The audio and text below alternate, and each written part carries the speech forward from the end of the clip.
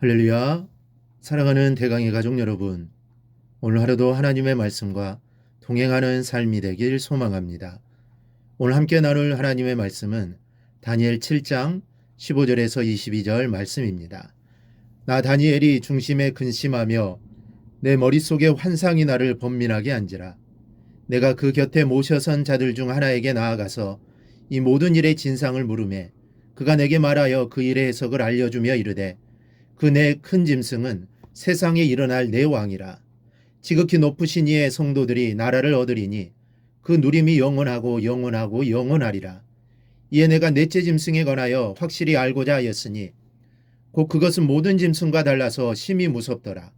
그 이는 쇠요 그 발톱은 노시니 먹고 부서뜨리고 나머지는 발로 밟았으며 또 그것의 머리에는 10뿔이 있고 그에 외 또 다른 뿔이 나오매 새 뿔이 그 앞에서 빠졌으며 그 뿔에는 눈도 있고 큰 말을 하는 입도 있고 큰 모양이 그의 동류보다 커 보이더라.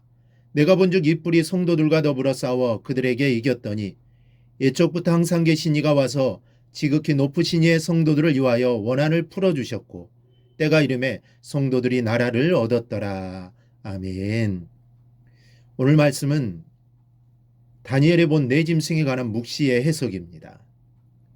다니엘이 네 짐승의 묵시를 보고 큰 근심에 젖어 하나님을 모시고 있던 한 천사에게 묵시의 해석을 알려달라고 간청했을 때 그 천사가 알려준 해석입니다.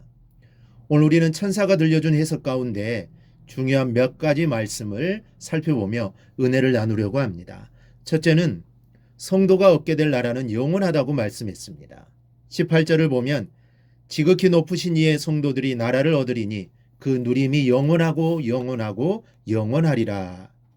이처럼 천사가 벅찬 감격으로 노래한 것은 그가 하나님을 수종하는 자로서 하나님의 섭리로 말미암아 넷째 짐승이 상징하는 넷째 나라가 멸망하고 새롭고도 영광스러운 한 영원한 나라가 도래할 것을 목도하였기 때문입니다. 그는 이 나라에 대하여 영원하고 영원하고 영원하리라고 하였는데 여기서 영원이라는 말을 세 번이나 반복한 것은 그 나라의 무한한 영원성을 최상급으로 강조한 것입니다. 그런데 천사는 이 영원한 나라를 지극히 높으신 이의 성도들이 얻을 것이라고 하였습니다. 13, 14절에 의하면 네 번째 나라가 멸망하고 도래할 새로운 나라는 인자의 나라입니다. 하나님은 인자에게 권세와 영광과 나라를 주셨습니다. 그런데 본절에서는 그 나라를 성도들이 얻을 것이라고 말씀하고 있는 것입니다. 이는 성도들이 단지 인자의 나라의 구성원 곧 시민이 되는 것만을 의미하지 않습니다. 성도들이 인자의 나라의 시민이 되는 것은 맞습니다. 하지만 이 본절에서 얻는다라는 것은 시민이 된다는 말이 아니라 나라를 얻는다는 말입니다. 곧 그 나라의 통치자가 된다는 말입니다. 성도들은 단지 인자의 나라에서 시민이 되는 것이 아니라 그 나라에서 왕 노릇할 자들입니다. 참으로 가슴 벅찬 일이 아닙니까? 이러한 소망이 우리에게 있는 것입니다. 유명한 프랑스의 인상파화가 르누아르는 노년의 다리와 양손이 마비되는 병을 얻었다고 합니다. 그림을 생명처럼 여기는 르누아르에게 양손이 마비된다는 것은 죽음과도 같은 고통이 아닐 수 없었습니다. 마비된 손으로 인해 붓을 손에 쥐기만 해도 통증과 고통이 그를 더욱 괴롭게 했습니다. 그럼에도 불구하고 르누아르는 그림에 대한 열정을 버릴 수가 없었습니다. 어느 날 그의 절친인 앙리 마티스가 그를 방문했습니다. 휠체어나 침대에 누워있을 줄만 알았던 르누아르는 연필을 붕대에 감은 채 그림을 그리고 있는 것을 보고 깜짝 놀랐습니다. 연필로 하나하나 그려갈 때마다 르누아르의 얼굴은 고통으로 얼그러지는 것을 보았습니다. 오 르누아르, 이렇게 고통을 받으면서까지 그림을 그리다니 이제 그만 쉬게나. 르누아르가 대답합니다. 여보게 친구, 고통은 순간이지만 그림의 아름다움은 영원히 남는다네. 성도 여러분, 우리는 영원한 나라를 위해서 순간을 사는 사람들입니다. 이 순간이 고통스럽고 힘겨워도 영원한 나라를 위해서 믿음 붙들고 사는 신앙인들입니다. 혹이라도 순간의 즐거움을 인하여 영원한 나라를 잊지 않기를 바랍니다. 인생은 순간의 연속입니다. 그러므로 인생은 순간일 수밖에 없습니다. 그러나 하나님의 나라는 영원히 연속입니다.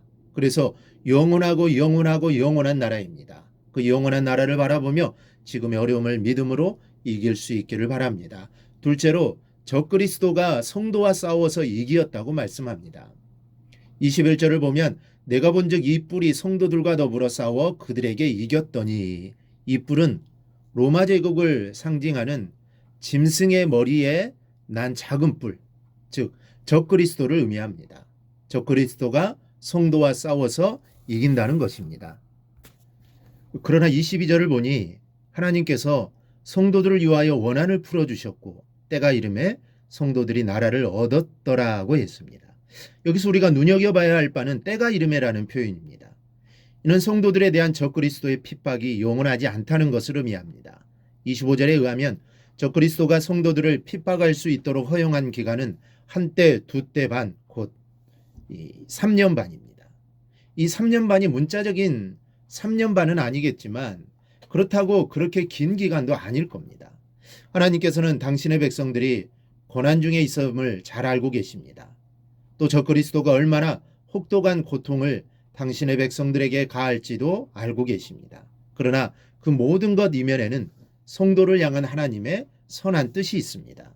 아울러 그 고통은 때가 이르면, 곧 정한 때가 이르면 더 이상 성도를 해하지 못하며 그날의 성도는 하나님의 나라를 온전히 기업으로 얻게 됩니다. 그러므로 우리는 영원한 하나님의 나라를 소망하며 세상을 이길 수 있기를 바랍니다. 이 말씀을 통하여 여러분의 믿음이 더욱 강해지고 소망으로 가득 차기를 기도합니다. 그리하여 세상에서 환난을 당하지만 승리하신 주님만 붙잡고 나아가 저 하늘나라를 소망 중에 마음에 품고 나아가 곧 승리하며 살아가기를 주님의 이름으로 축원합니다.